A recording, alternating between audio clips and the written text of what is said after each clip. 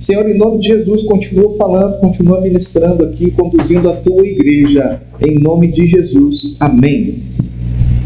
Então, no livro de Atos, esse movimento, essa ação que não para, isso combina muito com o que significa evangelho. Eu não sei se você sabe ou lembra, mas evangelho significa boa notícia. E bom, se tem uma boa notícia, essa notícia precisa ser compartilhada, repartida, anunciada. Se você tem uma boa notícia, precisa ter movimento. E para ter movimento é necessário que tenha ação. A disposição em se movimentar, em sair e ir na direção das pessoas que ainda não sabem desta boa notícia ou não entendem essa boa notícia. Uma boa notícia de que Cristo Jesus pagou a nossa dívida com Deus, morrendo por nossos pecados em nosso lugar. Essa é a boa notícia. Grava isso no teu coração e na sua mente. Evangelho significa a boa notícia de que Deus considerou paga a nossa dívida, minha e sua dívida com Ele, por causa da obra de Cristo, do sacrifício de Cristo, nos trazendo vida espiritual, vida eterna. E essa notícia que é maravilhosa, ela precisa ser anunciada em todos os lugares. Por isso o Evangelho requer movimento, requer que os discípulos de Jesus vão em direção às pessoas, onde elas estão, para que elas possam receber a oportunidade de ouvir o Evangelho, receberem o amor de Deus em Cristo que salva. E hoje nós chegamos no capítulo 13 de Atos, e a igreja efervescente, em movimento, vai viver uma nova etapa. Agora quero chamar você para vir comigo em Atos 13, versículo 1 em diante. Atos 13, 1 em diante. Havia na igreja de Antioquia profetas e mestres: Barnabé, Simeão, chamado Níger, Lúcio de Cirene, Manaém, que tinha sido criado com Herodes o tetrarca, e Saulo, que veio a ser conhecido como Paulo, apóstolo Paulo. Enquanto eles estavam adorando o Senhor e jejuando, o Espírito Santo disse: separem-me agora Barnabé e Saulo para a obra que eu os tenho chamado. Então, jejuando e orando, impondo as mãos sobre eles, os despediram. Vamos observar algumas coisas aqui neste texto. E primeiramente, vamos ver que os dons do Espírito Santo são capacitações para a igreja cumprir a missão do Evangelho. Para que o Espírito Santo nos dá dons? Para a edificação do corpo de Cristo, para que o corpo de Cristo seja saudável e de forma saudável esse corpo possa ir onde precisa ir, possa fazer o que precisa fazer. Seja um corpo plenamente funcional, capacitado. Então o Espírito Santo ele dá saúde, ele dá poder para cada um de nós como membros do corpo. Cada um aqui, um é um olho, outro é um nariz, outro é um braço, outro é um dedo, outro é um joelho. Na verdade, do pescoço para cima é Jesus, Ele é a cabeça do corpo. E o Espírito Santo, então, ele dá funcionalidade para cada um de nós com poder. E assim, funcionando no corpo, a igreja age, a igreja se movimenta. E aqui nós vemos dois dons do Espírito Santo, Havia na igreja de Antioquia profetas e mestres, dois dons do Espírito Santo, o dom de profeta e o dom de mestre. Agora, por quê? O que o profeta estava fazendo lá? O que o profeta estava anunciando lá? O que o mestre estava ensinando? Você percebeu? Eles serão usados pelo Espírito Santo para que a igreja continue agindo e se movimentando. O Espírito Santo vai direcionar agora uma importante viagem para espalhar o Evangelho. E é importante pensar o seguinte: nesse período a igreja estava se espalhando numa velocidade incrível, mas ela ainda não tinha o que nós temos hoje. Hoje a gente pode ir para qualquer lugar do mundo com uma Bíblia e a gente consegue entender a vontade de Deus toda revelada ali. Porque as Escrituras, todas inspiradas por Deus, já estão finalizadas. Agora, nesse momento aqui, a igreja está crescendo, está se espalhando, está chegando em cidades, e eles não têm o Novo Testamento ainda, porque os apóstolos nem escreveram as epístolas ainda. Então imagina você chegar em Antioquia e pensar, bom, já pregamos Jesus, todo mundo se converteu, mas eles têm um monte de dúvidas e a gente não tem as respostas. Bom, quando a igreja de Colossos recebe a carta aos Colossenses, tem resposta. Quando a igreja em Éfeso recebe a carta aos Efésios, tem resposta. Quando a igreja em Corinto recebe a primeira carta de Paulo aos Coríntios, a segunda carta de Paulo aos Coríntios, tem resposta. Quando em Filipos a igreja recebe a epístola aos Filipenses, tem resposta. E no final de Colossenses, Paulo está instrução, leiam vocês a carta que foi mandada para você e manda essa carta para você. Ou seja, a carta que chega de Colossos tem circulado pelas outras igrejas, a carta que chega de Coríntios tem circulado pelas outras igrejas. E em algumas décadas, todas as igrejas têm todas as epístolas. Só que aqui não tem ainda, porque eles nem escreveram. Então, qual é um dom do Espírito Santo muito necessário numa igreja que ainda não tem a Bíblia pronta? O dom de profecia. Lá em Jerusalém é diferente. Sabe por quê? Porque lá tem 11 apóstolos originais do grupo de 12. Então lá estão os apóstolos. E lá a igreja de Jerusalém está fundamentada na doutrina dos apóstolos. Então a igreja de Jerusalém bebe da fonte. Aqueles que andaram com Jesus, que estão sendo usados por Jesus com autoridade, os apóstolos estão conectando a igreja de Jerusalém com muita facilidade em Jesus. Inclusive coisas que vão acontecer em Jerusalém, depois eles vão escrever para as igrejas. Então Jerusalém está ok. Tem os próprios 11 apóstolos lá e mais um que chegou depois. Agora em Antioquia, Saulo está no início do ministério. Pedro fez uma visitinha quando foi lá. Então, é necessário que haja uma ação profética muito grande nas igrejas nesse momento, que não tem escritura sagrada completa. Agora, quando isso vai acontecendo, a igreja de Jerusalém percebe, olha, o pessoal está pregando Jesus, tem igrejas se formando, mas eles não sabem os próximos passos. Então, olha aqui comigo, Atos 11, 27. Naqueles dias, alguns profetas foram de Jerusalém para Antioquia para dar suporte. Percebe? É necessário que as igrejas tenham os profetas lá. Porque o cânon não está fechado, está incompleto, ainda nem começou o registro do Novo Testamento. Então a igreja de Jerusalém, ela pensa, a gente precisa capacitar a igreja, não tem como mandar os apóstolos para todos os lugares agora. Mas o Espírito Santo, agindo por meio da igreja, através de membros, vai capacitar pessoas com o dom da profecia, e Jerusalém vai exportar para as outras igrejas, vai enviar, vai comissionar para as outras igrejas profetas. Então a atividade profética ela é muito importante nesse período histórico. Agora eu não sei se você lembra que estava escrito lá o seguinte: na igreja de Antioquia haviam profetas e mestres. Sem mestres, o profeta causa uma confusão na igreja terrível. Sem o mestre, o profeta enlouquece a igreja. Mestre é aquela pessoa que recebeu do Espírito Santo um dom, uma capacidade diferenciada para entender a revelação já dada e ensiná-la de forma a ser compreendida, a ser aplicada pela igreja. Então o profeta ele recebia uma direção, assim diz o Senhor, tal. E o mestre diz, bom, chega aqui pessoal, é o seguinte, ponto 1, ponto 2, ponto 3, dúvidas, perguntas.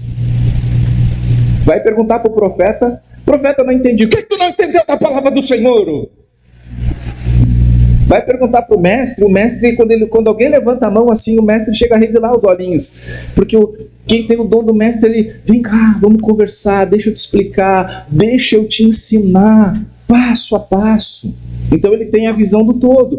O Antigo Testamento já estava lá, então já tinha as Escrituras. E nós vamos ver os bereanos, que foram considerados muito nobres. Eles foram considerados nobres porque estavam lá os profetas falando, estavam lá os apóstolos falando, e os bereanos estavam lá conferindo se era tudo assim mesmo.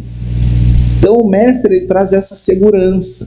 Claro que ele precisa estar alicerçado nesta palavra e também ser tão guiado pelo Espírito quanto o profeta. Bem, então essa atuação em conjunto, e nós aqui na Igreja Batista da Comunhão, nós cremos na validade de todos os dons. Nós não somos cessacionistas. Na verdade, assim, um teólogo chegar e dizer o seguinte: esses dons valem, esses dons não valem mais. Quem é tu na fila do pão para dizer o que vale, o que não vale? Dom do Espírito Santo de Deus, tu vai dizer. Não me interessa se tu é o grande isso ou o grande aquilo, se tu é da tradição essa ou aquela. Quem é um mortal ser humano para fazer uma lista e dizer que tal dons não vale mais e que tais dons vale? Eu acho que isso chega no nível da afronta, dentro de uma embalagem bonita chamada teologia. Agora, o que eu creio, o que nós cremos aqui nesta comunidade é o seguinte: tem dons que são mais necessários em determinados períodos históricos e dons que são necessários em outros períodos históricos. Aqui, sem profeta, a igreja não avança. Sem alguém dizendo assim diz o Senhor. Sem alguém tendo discernimento espiritual para dizer o seguinte: Ágabo era um desses profetas de Jerusalém, da igreja de Jerusalém. Ágabo diz assim: tá vindo fome. O Senhor me disse que tá vindo fome. Sabe o que a igreja fez? Começou a juntar alimento e oferta para poder cuidar dos que vão ficar com fome. Isso é dom do Espírito Santo, entendeu? O profeta não está dizendo assim: Keller, que carro tu tem, que ano que é? Pode comprar. Pode comprar. E me dá o teu antigo. Honra o homem de Deus que abençoa a tua vida. Não. Lembra que nós estamos vendo aqui que os dons são capacidades do Espírito para a igreja cumprir a missão. E bem, eu acredito que o dom de mestre, ele continua sendo tão necessário quanto era lá em Antioquia. Precisa ter pessoas com dom de mestre, olhando as Escrituras e ajudando a igreja a entender, dando estudo bíblico, ensinando na escola bíblica, ensinando as crianças com o dom de mestre. Agora, o dom de profecia, ele continua ativo, ele continua válido, é dom do Espírito, ele é soberano. Mas hoje, a necessidade que a igreja tem de profecia é diferente da igreja de Antioquia, que não tinha a escritura pronta. Hoje nós temos a escritura pronta. O mestre, ele não depende de ouvir o profeta. O mestre vai direto aonde? Na escritura. O mestre aqui é no sentido, a palavra é didáscalos, é o que ensina, certo? É nesse sentido, não aquele mestre da Praça Nossa que diz, uala! Não confunda mestre com guru, não é isso, é uma pessoa com o dom do Espírito Santo para ensinar. Então nós cremos em todos os dons do Espírito, nós cremos em dom de línguas, cremos no dom de discernimento de Espírito, cremos no dom de ensino, no dom de administração. Se está na Bíblia, nós cremos. Cada período histórico o Espírito vai dirigir, não é a gente que diz, Espírito, esses dons nos dá e esses aqui tu não nos dá. Não, o que precisa o Espírito vai dar e nós vamos dizer, nós recebemos e usamos para a tua glória. Amém, comunhão? Bem, o livro de Hebreus é muito claro, dizendo o seguinte: anteriormente Deus falou de muitos jeitos por meio dos profetas, agora porém nos fala por meio do Filho. Então a revelação está completa em Jesus Cristo. O dom da profecia hoje é para ajudar a igreja a aplicar esta palavra já revelada. Deus não vai trazer nenhuma novidade doutrinária para a igreja através dos profetas. Tanto é que quando a Bíblia termina, está escrito o seguinte: quem acrescentar uma coisinha aqui vai se ver comigo. Não é o que está lá? Uma paráfrase livre, né? Então, o profeta não tem autoridade para chegar aqui e trazer uma doutrina, uma teologia, mas ele pode dizer o seguinte: o Senhor me revelou que nós estamos para viver determinada situação aqui em Caxias do Sul, então nós vamos entender como a igreja pode já se preparar para servir nesse sentido. Agora, a grande questão a enfatizar aqui é que em toda ocasião que nós vemos manifestações dos dons do Espírito Santo no Novo Testamento, o propósito é a edificação e a missão da igreja, é colocar a igreja em movimento, de forma saudável. O outro aprendizado é que a igreja não dirige o Espírito, mas cria um ambiente para a ação do Senhor. A gente não está aqui para dirigir o Espírito Santo. Ele é Deus. Junto com o Pai e o Filho, Ele é Deus. A Trindade Santa. Nós não dirigimos, nós não administramos o Espírito Santo, não gerenciamos o Espírito Santo, não controlamos o Espírito Santo. Atos 13:2, né? Enquanto eles estavam adorando e jejuando, o Espírito disse. Enquanto eles estavam adorando e jejuando, o Espírito disse. E aí o Espírito deu a instrução sobre quem e como ele quer usar. Então existe uma certa afronta quando alguém declara que tem poder de dar ou distribuir o Espírito Santo, com hora marcada. Quando alguém diz que tem o tal do culto da libertação, o culto da vitória, e diz que lá o Espírito Santo vai fazer isso e isso assado. Queridos, quando você vê a igreja avançando em Atos, tem hora que o Espírito Santo pega e todo mundo já começa a falar em língua, todo mundo já começa a profetizar, e tem hora que isso não acontece, tem hora que acontece em outras coisas, tem horas que acontecem diferentes. Então os apóstolos simplesmente vão lá e pregam Jesus Cristo, e o Espírito age como quer, soberanamente. A gente não coloca ele num esquadro. Então dizer aqui, venha hoje no domingo às 19 horas que o Espírito Santo virá sobre a sua vida e você não sei. Não, a gente cria o ambiente. Ele soberanamente vai agir nesse ambiente no qual ele é bem-vindo e vai fazer o que ele quer, porque ele é Deus. Ele é o Senhor. É o Espírito que lidera a missão da igreja. O Espírito não está a nosso serviço. Nós é que estamos a serviço dele. Ele é que dá a direção. E a gente então tem que ter muito cuidado para que mesmo com boa intenção, a gente não venha criar estratégias artificiais e planejamentos meramente humanos para compartilhar o Evangelho.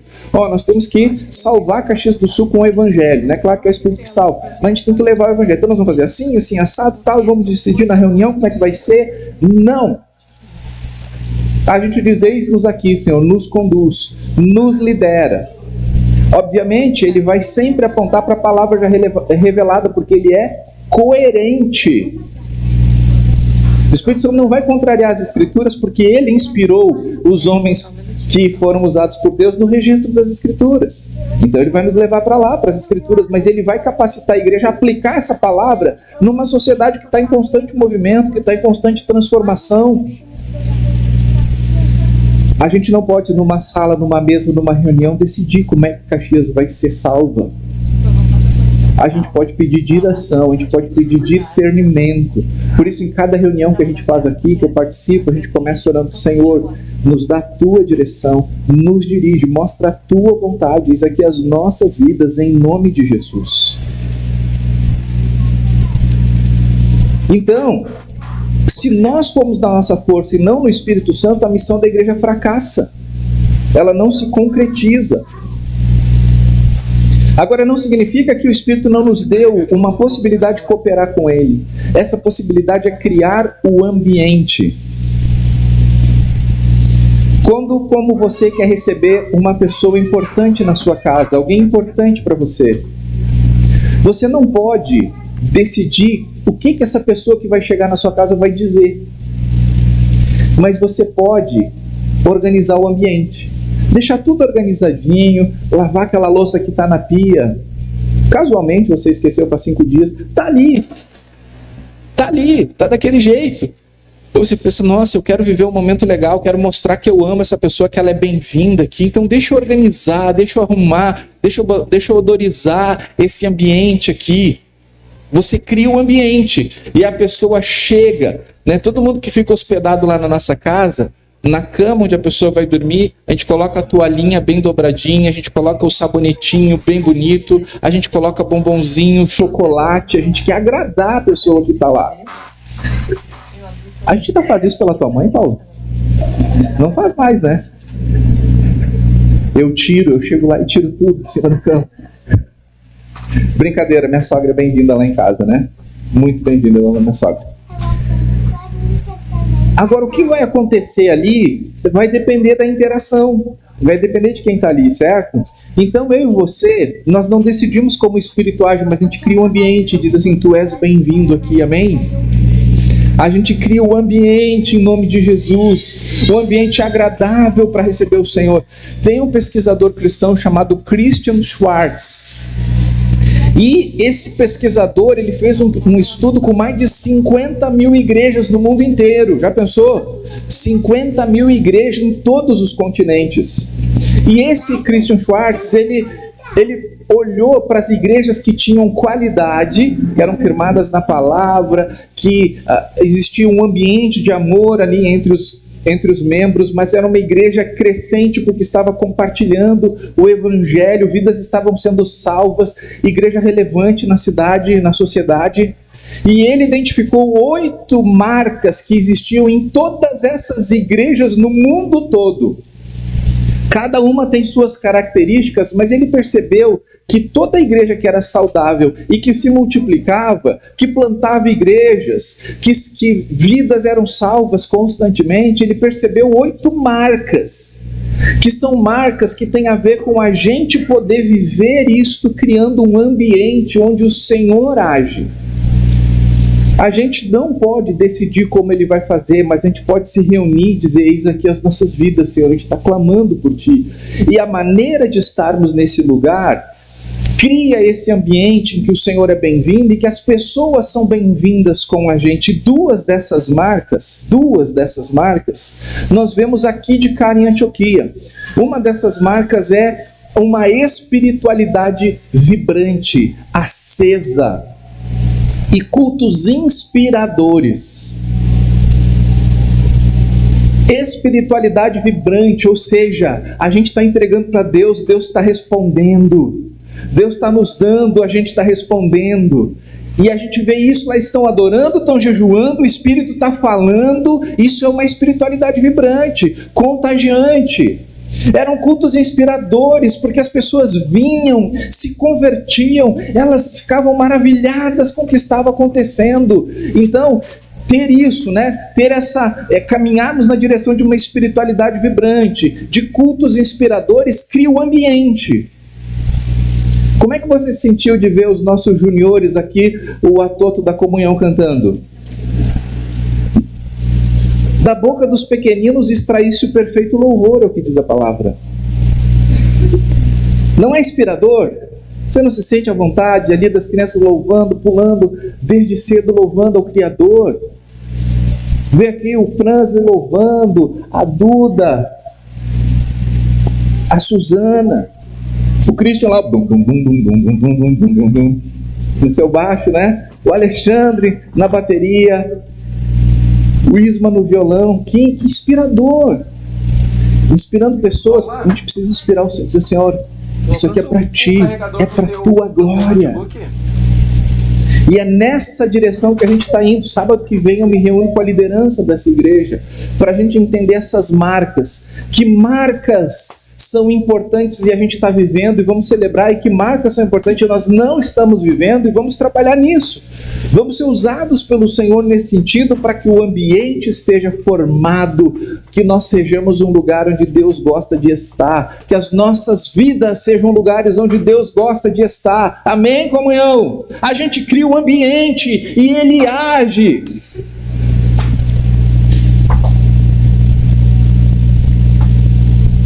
Percebe que foi no meio do jejum e da adoração. Meus irmãos, há 2 semanas atrás nós tivemos uma semana de jejum e oração aqui. Foi especial demais. Na minha vida, coisas que estavam travadas, destravaram naquela semana. Tivemos vários testemunhos de coisas que aconteceram ali dentro. E os mais impactantes para mim foram aqueles que disseram que Deus mudou o seu coração ali naqueles dias. A gente pagou para Deus nos dar aquela coisa porque a gente jejuou e orou? Não, a gente criou um ambiente. No jejum e na oração a gente criou um ambiente no nosso coração. A gente criou um ambiente na nossa mente. A gente criou um ambiente na nossa igreja. E o Senhor agiu. Amém, igreja? A gente vai falar mais para frente sobre isso. Agora, eu acredito que é importante ressaltar um ponto. Todos os discípulos são chamados para servirem na missão do Evangelho. Todos. Eu e você. Eu? Sim, você. Todos. Todos somos chamados para servirmos na missão do Evangelho. Isso não é para Barnabé? Isso não é para Saulo? Pode dar a entender. Num primeiro momento, olha aqui, ó. Versículo 2 que nós lemos, né? O Espírito Santo disse: separem-me agora Barnabé e Saulo para a obra que os tenho chamado. Então, jejuando e orando e impondo as mãos sobre eles, os despediram. Então, existe uma classe de pessoas que o Espírito Santo usa. Estou chamando Saulo e Barnabé. Quem não é Saulo e Barnabé pode voltar para casa que não tem nada para você. Agora, Saulo e Barnabé, eu vou usar. Será que é isso? Não. Aqui o Espírito está dizendo o seguinte: separem Saulo e Barnabé para uma obra específica que eu tenho para eles. Entenda bem o texto. Versículo 2, né? Separem-me agora Barnabé e Saulo para a obra que eu os tenho chamado. Deus está operando no mundo como um grande canteiro de obras. Mas tem muitas obras que estão localizadas. Saulo e Barnabé deveriam ir para aquela. Agora, os outros irmãos e irmãs de Antioquia precisavam entender a direção do Espírito para suas obras. E todos nos mobilizamos. E a igreja ali tanto entende disso que você sabe qual é o primeiro lugar do mundo em que os cristãos foram chamados de cristãos? Antioquia. Porque lá todo mundo entendeu que tinha missão. A missão não é para o pastor Davi, para o pastor Rômulo, para o pastor Josiel, para o pastor Adelson, para o pastor Anderson. Nós fomos chamados para uma obra pastoral. Mas você foi chamado para alguma obra que complemente. Juntos a gente funciona para a glória do Senhor, para a igreja agir e se movimentar. Todos. Então não pense que existe uma categoria de pessoas que Deus separou para a obra. Não, separou para uma obra específica. Você tem uma família específica onde você deve ser um missionário. Você tem um lugar de trabalho, lá tem a tua obra. Talvez Deus queira levar você para algum lugar. E Deus vai dirigindo, vai mostrando se é Ele mesmo ou se é você que quer. Teve um momento que Deus nos direcionou para uma missão específica, a gente foi para o Pantanal. Eu, Paula, Felipe Silva, alguém mais aqui foi com a gente para o Pantanal, naquela viagem missionária. O Josiel. O Espírito nos direcionou. Depois a gente ficou sabendo de livramentos, né? Que aconteceram lá. Separe esses irmãos e manda para o Pantanal, para servir, para amar aquelas pessoas lá. O Espírito vai movimentando, direcionando, mas não se sinta espectador. E sabe um dos maiores erros estratégicos que eu acho que a igreja cometeu? Na verdade eu não vou nem dizer que é erro, eu vou chamar de efeito colateral. Sabe quando você toma um remédio que ajuda você na sua principal necessidade, mas ele acaba afetando alguma outra coisa? Que foi chamar algumas pessoas de missionários. Eu acho que quando a igreja começou a chamar as pessoas que vão para obras específicas de missionários, o efeito colateral foi pensar que não é com a gente. É pensar que eu não sou o missionário, aquela pessoa é o missionário. Aqueles são os missionários. Ei, a gente precisa recuperar isso. Cada discípulo de Jesus é um missionário, amém? E é um missionário porque está em missão.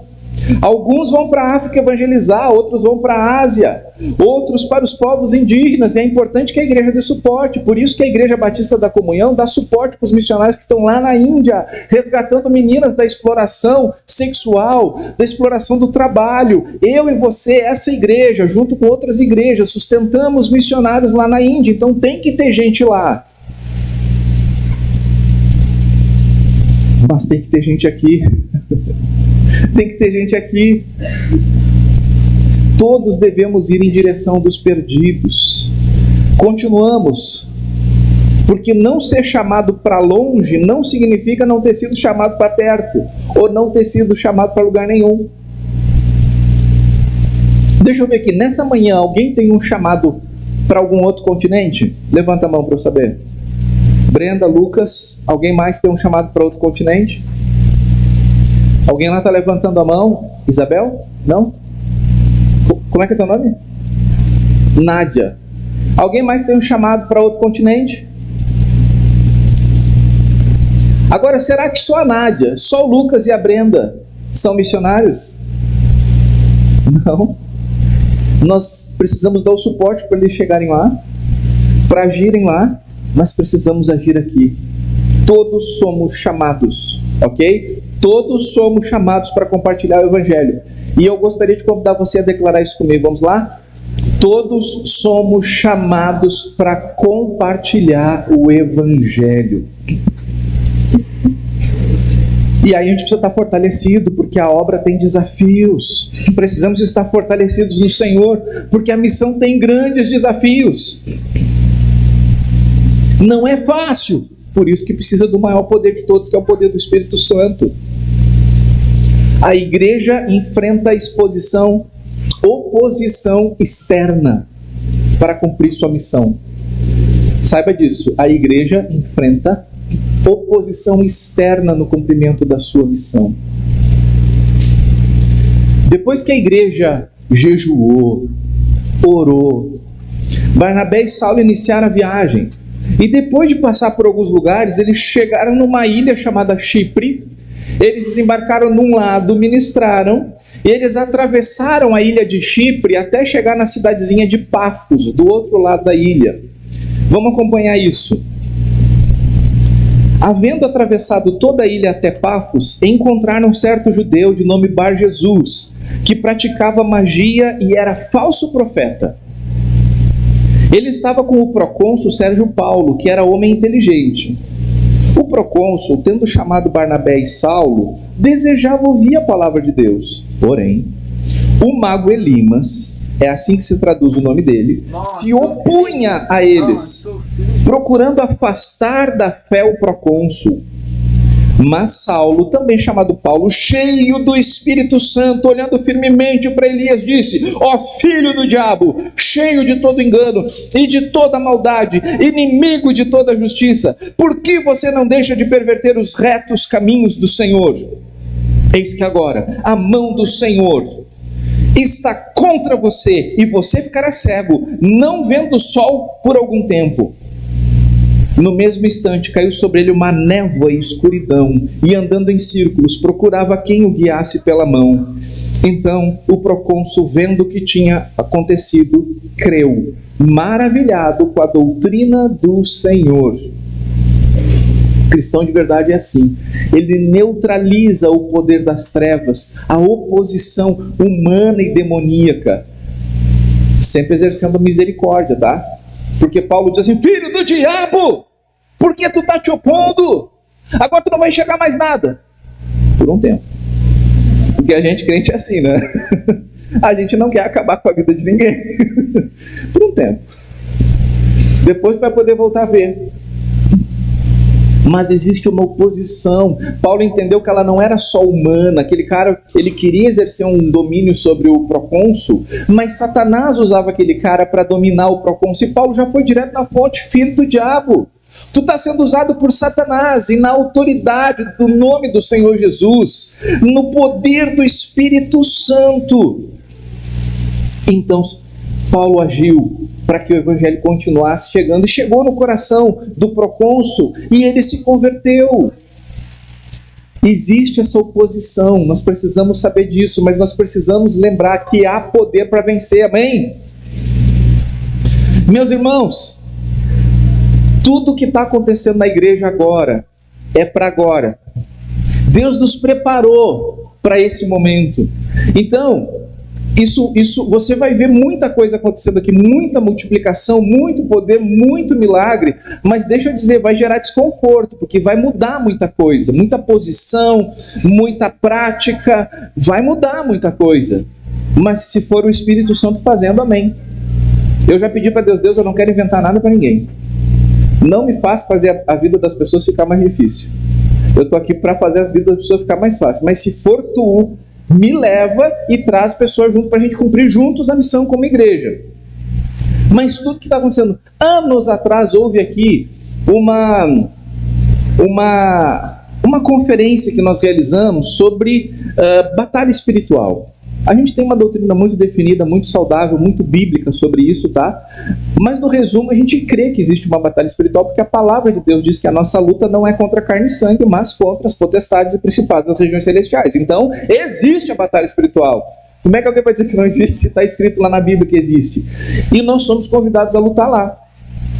E tem um dom do Espírito que é o discernimento do Espírito. E naquela conferência, pessoas presentes com o dom de discernimento de Espírito viram demônios. Porém, essas duas pessoas diferentes viram que os demônios não passavam daquela porta de vidro para esse ambiente aqui. Eu não creio que é o vidro que segura demônio, mas por alguma autorização que eles tinham, eles não podem passar daquela porta de vidro para cá. Não podem. Agora, por que eles podiam ficar ali naquela entrada? Por que eles podiam ir até ali? A porta é significativa, né? Você sabia que uma pessoa decide se volta ou não para a igreja naquele trajeto da entrada muito mais do que acontece aqui dentro? Aqueles primeiros segundos lá são mais decisivos do que uma hora e pouquinho que a gente fica aqui. E bem, e alguma pessoa viu, né, que tinha demônio querendo destruir a minha vida como pastor dessa igreja, mas eles, quando eu passava da porta de vidro, eles ficavam, não podiam entrar. Eles ficavam e eu passava.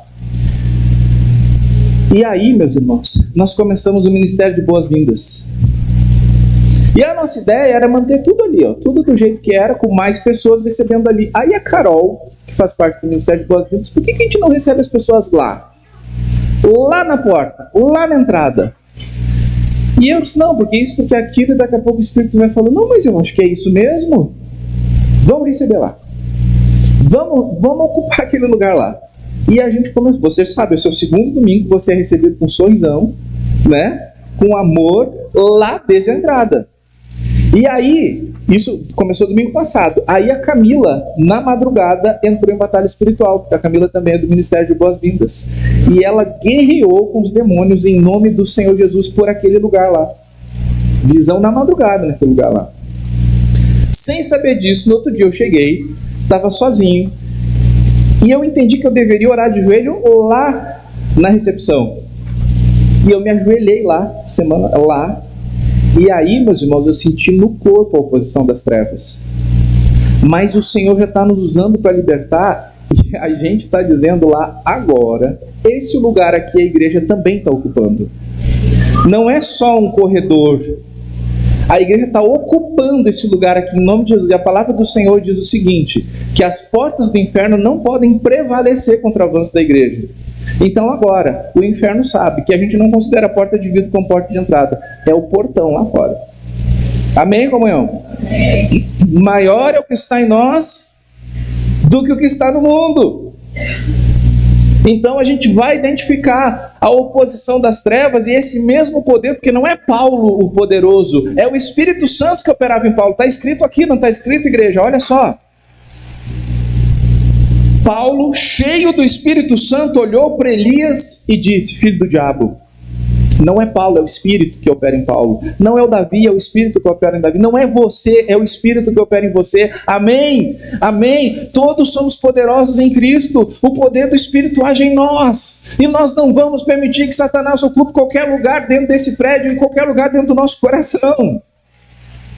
Está repreendido, está expulso em nome de Jesus.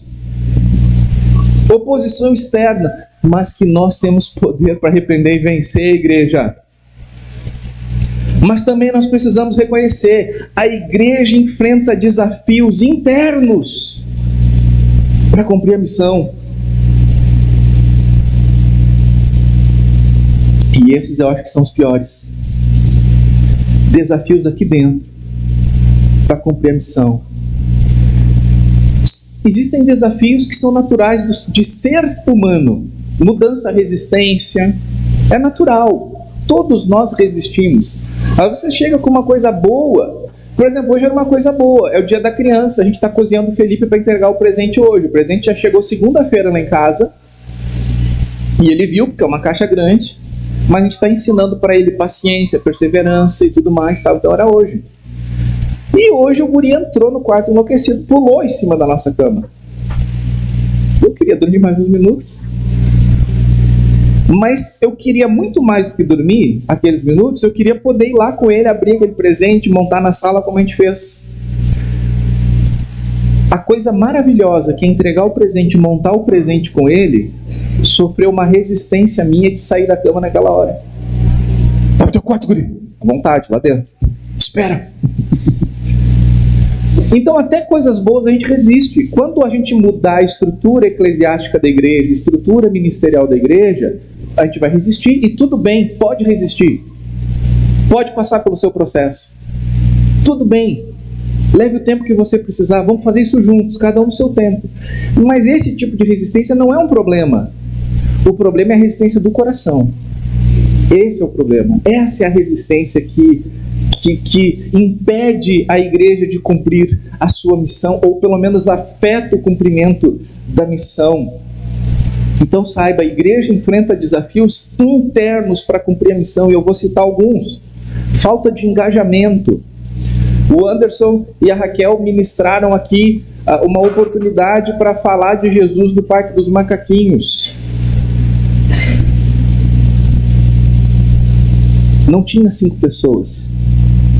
Não é que toda a igreja tem que ir. Não. Porque se toda a igreja fizer uma coisa, tem 500 outras coisas que não serão feitas. Mas no comunitário, no coletivo, no corpo, vamos lá, né? Tem pessoas que foram convidadas para isso pelo Espírito e disseram não. Essa falta de engajamento é um problema. Eu não estou aqui xingando a igreja, eu estou trazendo um exemplo real. Porque naquele dia o evangelho deixou de ser compartilhado lá com algumas pessoas. Esse é um desafio interno, que a gente não está aqui para apontar o erro das outras igrejas, mas poder avaliar nós mesmos, né? Ter a vida pessoal como prioridade, em detrimento das prioridades do reino de Deus e da sua justiça. Falta de perseverança. Isso é muito comum, a pessoa diz, tá, eu vou, eu quero, conta comigo.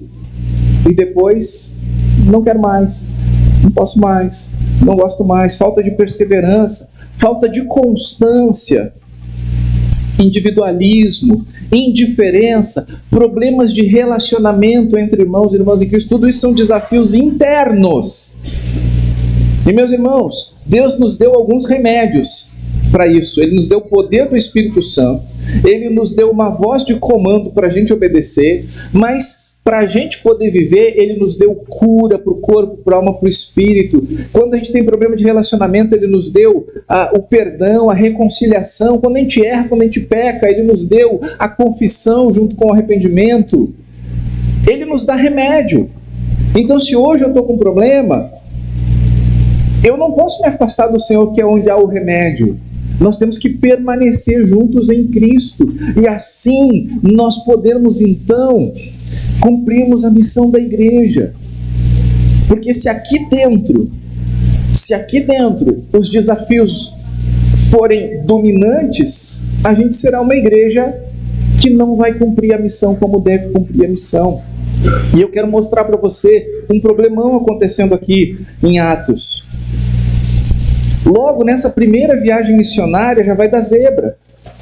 Junto com Barnabé e Saulo, tem mais pessoas. Por exemplo, Lucas, que está acompanhando junto e está fazendo todo esse registro, mas também Marcos, que é conhecido lá na Bíblia como João Marcos. Em alguns lugares fala só João, em outros lugares fala só Marcos, e em alguns lugares fala João Marcos, mas é o mesmo João Marcos, não o profeta João que anunciava a Jesus no deserto, e não o apóstolo João, um outro, João Marcos. Esse João Marcos estava junto na viagem missionária como auxiliar. Ele não tinha autoridade apostólica, ele não era um profeta, ele não era um mestre, ele não era um líder da equipe, mas era alguém que havia se convertido e estava ali junto, aprendendo enquanto fazia. Vamos olhar aqui? Atos 13:5. Tinham também João como auxiliar. Versículo 13.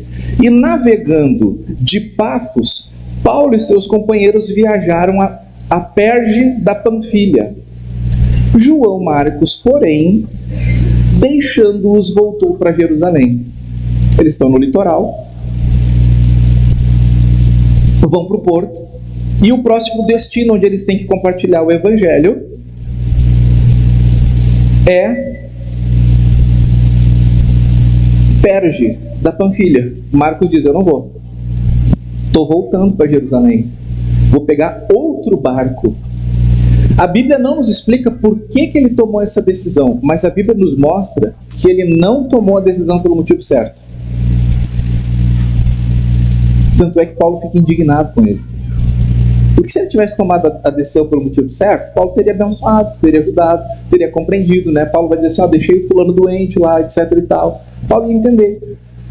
Mas João Marcos simplesmente abandona a missão enquanto a missão está acontecendo. Abandonou. Não vou, estou voltando, não conta comigo. Olha só aqui, 2 capítulos para frente, quando vai ter uma outra viagem missionária. Olha só, Atos 15:37. Barnabé queria levar também João, chamado Marcos, mas Paulo não achava justo levar aquele que tinha se afastado deles desde a Panfilha e não os acompanhado no trabalho. Percebe? Porque Paulo sabe, a missão é assim, a gente tem que ir para frente, vamos para cima em nome de Jesus, vamos evangelizar, vamos vencer os demônios, vamos libertar as pessoas do poder do Espírito. Vamos lá juntos, equipe, vamos fazer isso, igreja. E João Marcos diz: não, eu só até aqui. E aí passa um tempo, Barnabé e Paulo decidem fazer uma próxima viagem, e Barnabé diz assim: ó, o João Marcos está indo com a gente. Paulo diz: não mesmo, não vai. Não vai, porque a gente sabe muito bem o que ele fez. Esse cara não vai com a gente. Que problema, né? Porque alguém soltou a corda, afetou lá o próprio relacionamento da equipe missionária. Mas seja pelo que for que ele desistiu, o motivo não era válido. Ele simplesmente abandonou a missão. E isso é um problema, igreja, quando alguém abre mão da posição que Deus lhe trouxe no reino para ministrar, para amar, para servir. Eu, sinceramente, considero que é mais fácil lidar com os desafios externos. Repreende, segue fazendo, vai orando, tu sabe quem é o teu inimigo. Agora, é muito complicado quando aqueles com quem o Senhor conta para a sua missão dizem: não posso, agora não, agora deu, só até aqui, não gostei, então eu não quero. Isso é complicado para lidar, é muito complicado para lidar. Uma das coisas que eu não quero de jeito nenhum fazer na igreja é escalas de ministério. Irmãos, os líderes de ministério sabem, cada flechada no coração. A gente entende que tem hora que não pode, que ficou doente, que vai viajar. A gente entende, de verdade, vida, dinâmica. Mas eu não quero, não posso, agora não mais. Coloca outro. Estou nem aí, me esqueci de avisar. O barco está pronto para seguir, para servir, para salvar, para levar. Não, eu saí do barco. Então, Deus, eu não quero fazer escala. Mas não significa que eu não tenho que marcar uma reunião. Que eu não tenho que esperar pessoas para a gente conversar sobre determinadas coisas. E veja, igreja, nós não estamos falando de um nível de obrigação, porque, como eu disse, nós temos compromissos outros, nós temos, ok, a questão é o coração, certo? O coração, esse é o problema, tá? O problema não é não poder servir em determinado dia ou não estar presente numa reunião num determinado dia. Isso não é problema, isso é vida dinâmica. A questão é o coração, é disso que eu estou falando agora. Eu não estou falando de quando, por exemplo, alguém da equipe missionária de Paulo ficou doente, porque ele disse, não me lembro quem que ele disse que deixou, Trófimo, eu acho que é Trófimo, ele diz: olha, o fulano adoeceu e não pôde vir, deixei Trófimo doente lá. Ok, tudo bem, o problema é o coração do João Marcos aqui, entende? É disso que eu estou falando. Esse coração aqui que é o problema. Não vou, azar, estou em outro lugar, estou voltando para Jerusalém. Olha que loucura acabou de acontecer aqui. E se eu pisar na bola, eu vou ficar cego também? Sei lá, aquele meu momento Davi Feliciano que eu tenho todo culto, né? Às vezes eu estou meio que Davi do Malafaia também, juntando um pouco a voz. Mas a questão é que ele foi embora. Mas olha só, tem esperança.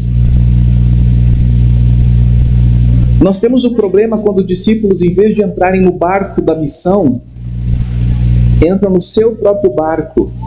Isso é um problema. João Marcos entrou no seu próprio barco, né? Não no barco que era dele, mas na viagem que ele queria fazer de volta para Jerusalém.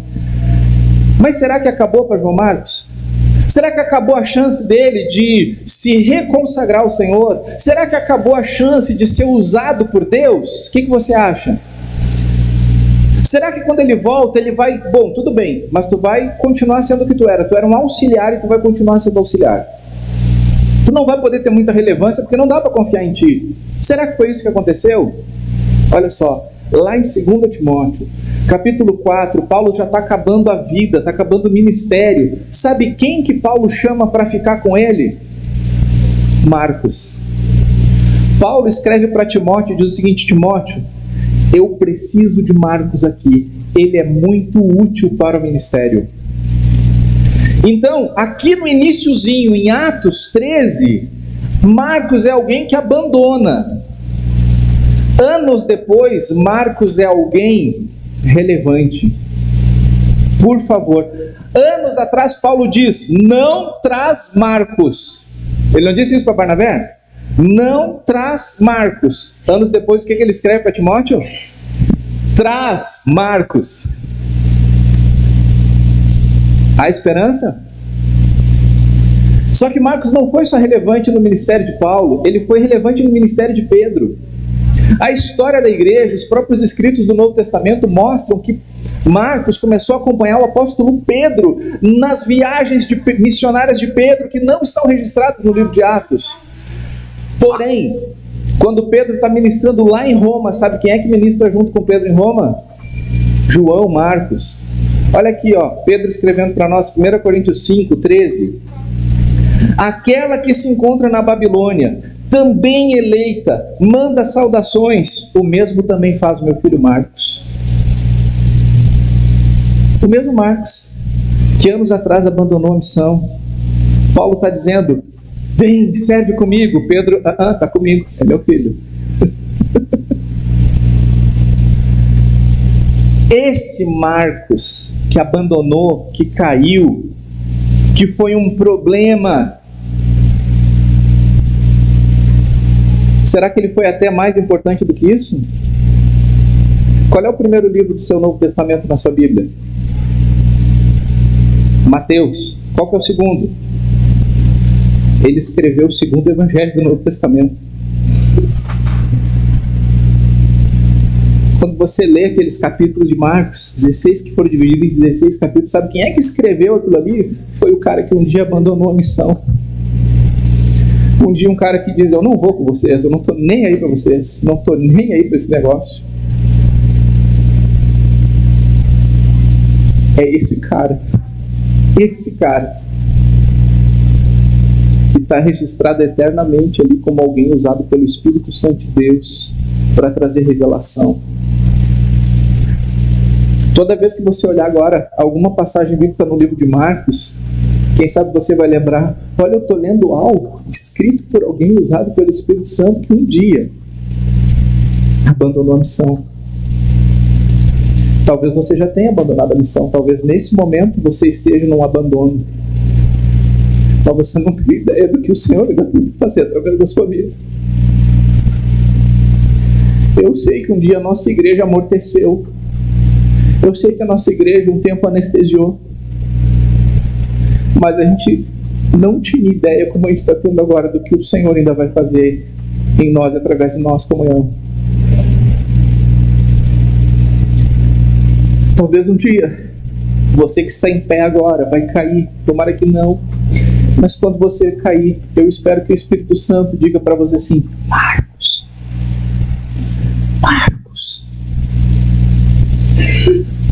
tu está indo para outro barco agora, mas eu não desisti de ti. Tu Tu está indo em outra direção agora, mas eu continuo te amando. Eu continuo esperando a hora que tu vai voltar e dizer: eis aqui a minha vida, usa-me. Com Jesus, sempre a chance de recomeçar. Recomece agora. Porque não foi Marcos, foi o Espírito que nunca desistiu dele, é o Espírito que nunca desiste de você. Talvez você já tenha realizado grandes coisas para Deus e hoje está ali você também anestesiado, amortecido, enfraquecido, sujo pelo pecado. Volta, filho, volta, filha. O Espírito Santo não te abandonou. Jesus não te tirou das mãos dele. Jesus diz: das minhas mãos ninguém arranca as minhas ovelhas. Talvez você não esteja vivendo como a ovelha deveria viver nas mãos de Jesus, mas você continua nas mãos de Jesus. Ele não desistiu de você. Talvez você nem tenha bem começado uma caminhada para poder ter desistido, mas você pensa: quem sou eu para o Senhor me usar? É assim, é João Marcos. A igreja começou a se reunir na casa dele, só que não se reunia na casa dele por ele. Está escrito assim: a igreja que se reunia na casa de Maria, mãe de João Marcos.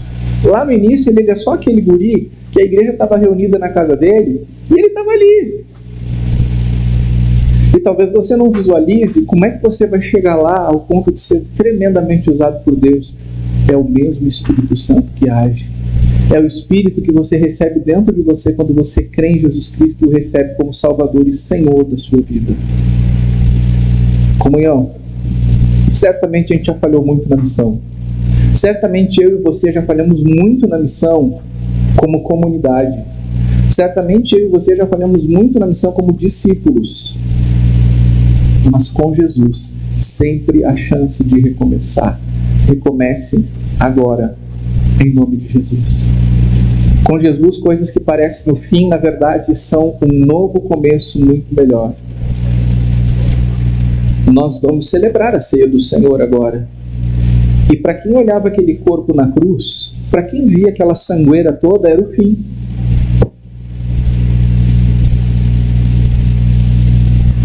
Você sabia que até os discípulos de Jesus pensaram que era o fim? Sabia? Quando Jesus Cristo foi crucificado e sepultado, os discípulos debandaram de Jerusalém. Tem dois, inclusive, que Jesus intercepta no caminho de volta para Emaús. E Jesus olha para eles e diz: por que a cara de vocês está triste? E sabe o que os dois discípulos no caminho para Emaús dizem para Jesus? Não pode ser que tu és o único que não saiba dos últimos acontecimentos em Jerusalém, que a esperança de Israel fracassou. A gente seguia o tal de Jesus, mas ele morreu.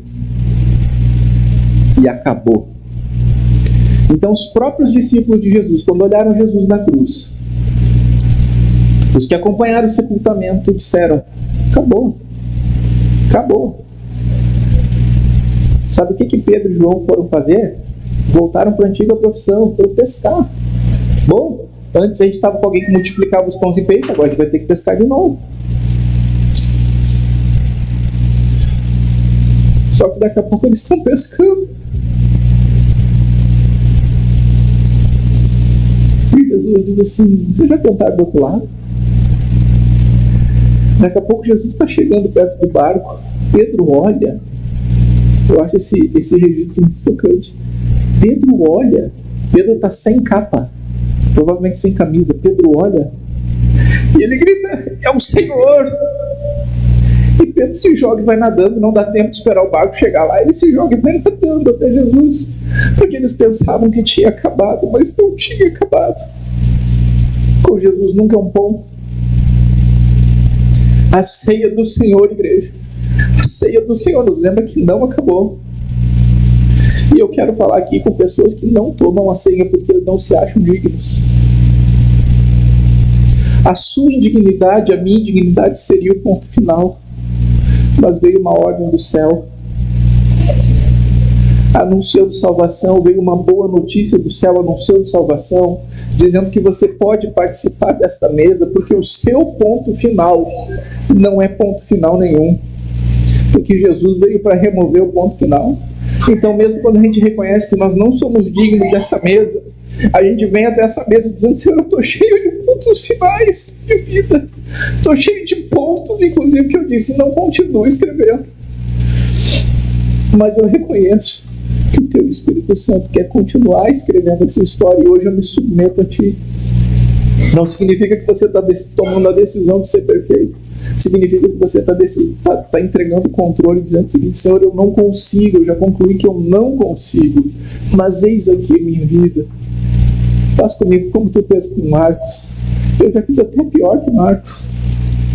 Mas o poder do Espírito para Marcos, para Saulo, para Davi, para Keller, para Alexandre, para Renata, para João, é o mesmo.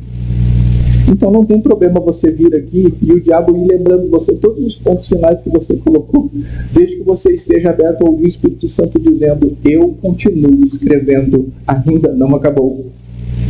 Amém? Durante a canção, eu quero convidar você, quero convidar os pastores a vir aqui entregar, e as suas esposas que podem acompanhá-los, para você vir aqui. E olha só, eu quero enfatizar bem, tá? Ninguém aqui é digno de participar da mesa do Senhor. Ninguém aqui é digno. Ainda assim, nós participamos pela graça e bondade do Senhor, porque Ele nos convida à mesa. Esta é a ceia do Senhor, não é a minha e a sua. E Ele nos convida a essa mesa, e a gente participa da mesa dele. Se o inimigo acusar você, se as suas próprias lembranças acusarem você, você vem orando: Senhor, como fizeste com Marcos, faz comigo. Vem reconhecendo, vem entendendo, vem se devotando, mas não deixa de vir para essa mesa se você crê que ela aqui representa o corpo de Cristo cravado na cruz e o seu sangue vertido, o sangue remidor, que comprou as nossas vidas por alto preço. Se você crê nesse Jesus e só nesse Jesus como caminho, como aquele que tira o ponto final e joga para a eternidade, eu quero convidar você a vir aqui. Venha pelos corredores centrais.